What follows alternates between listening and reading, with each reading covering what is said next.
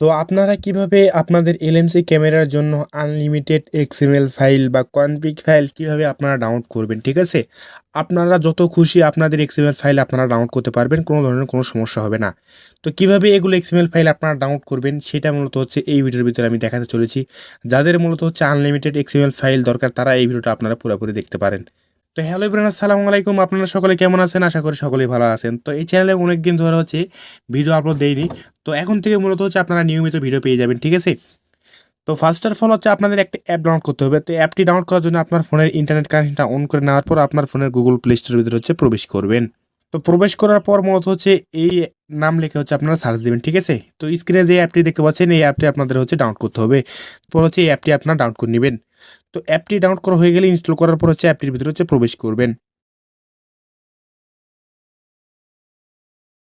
অ্যাপটির ভিতরে প্রবেশ করার পর দেখতে পাচ্ছেন এখানে কোনো আনলিমিটেড এক্সএমএল ফাইলগুলো আপনার শো করছে, ঠিক আছে? তো নিচের দিকে আপনারা যত স্ক্রল করবেন ততগুলো এক্সএমএল ফাইল পেয়ে যাবেন, ঠিক আছে?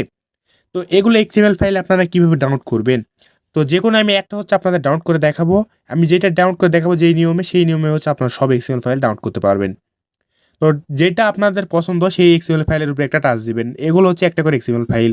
তো আমি হচ্ছে উপকারিতা দিয়ে আপনাদের ডাউনলোড করে দেখাবো। তো আপনাদের যেটা পছন্দ আপনারা সেটার উপরে একটা টাচ দিবেন। তো টাচ দেওয়ার পর এরকম একটা ইন্টারফেস চলে আসবে। এখান থেকে দেখতে পাচ্ছেন ডাউনলোড, এখানে একটা টাচ দিবেন। এরপর হচ্ছে আপনার নতুন অবস্থায় পারমিশন দিতে বলবে, আপনার হচ্ছে পারমিশনটা দিয়ে দিবেন। এরপর হচ্ছে 100% হয়ে গেলে আপনার হচ্ছে অটোমেটিকলি এটা ডাউনলোড হয়ে যাবে। দেখতে পাচ্ছেন এটাগুলো আমার ডাউনলোড হয়ে আমার ফোনের ভিতরে চলে গেছে, ঠিক আছে?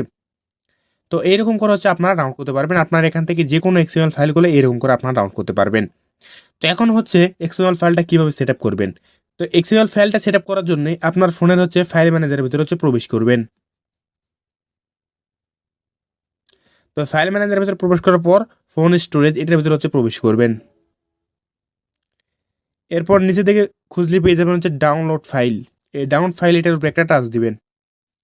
এরপর মূলত হচ্ছে নিচের দিকে হচ্ছে আপনাদের এক্সএমএল ফাইল বা কনফিগ ফাইল যেটা বলুন সেটাগুলো এখানে থাকবে, ঠিক আছে? তো এখান থেকে যেটা ডাউনলোড করলেন সেটা মূলত হচ্ছে এটা আমি ডাউনলোড করলাম। তো এটা মূলত হচ্ছে আমাদের কপি করতে হবে বা মুভ করতে হবে। তো তার জন্য এটা ঠাসা ধরবেন। এরপর এখান থেকে নিচের দিকে দেখতে পাচ্ছেন মুভ অপশানে এখানে একটা টাচ দিবেন।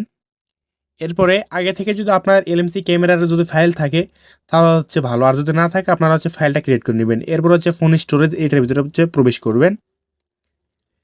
এরপর নিচের দিকে হচ্ছে আপনার স্ক্রল করে এলএমসি 8.4 নামে যে ফাইলটা আছে সেই ফাইলের ভিতরে হচ্ছে প্রবেশ করবেন।